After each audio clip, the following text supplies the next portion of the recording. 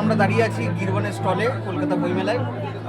বন্ধু বিনয় লাহার কাব্যগ্রন্থ উন্মাদ অরণ্যের প্রেমিক প্রকাশিত হলো আজকে। অত্যন্ত আনন্দের মুহূর্তেই মুহূর্তে উপস্থিত থাকার জন্য আশা করছি বইটি কবিতা পাঠকদের কাছে খুব আকর্ষণীয় একটি বই হয়ে উঠবে। ধন্যবাদ।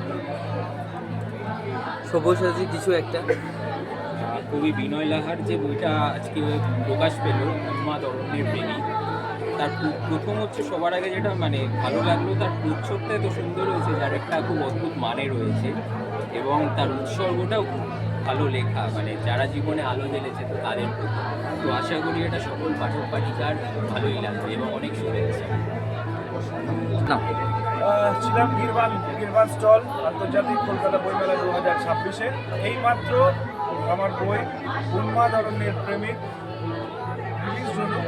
আর এই উজ্জ্বল মুহূর্তটাকে আরও বেশি উজ্জ্বল করার জন্য আমি একটি কবিতা, যেটা এই বইয়ে ইতিমধ্যেই প্রকাশিত হয়েছে, অনুসরার জন্য কবিতাটি পাঠ করছি।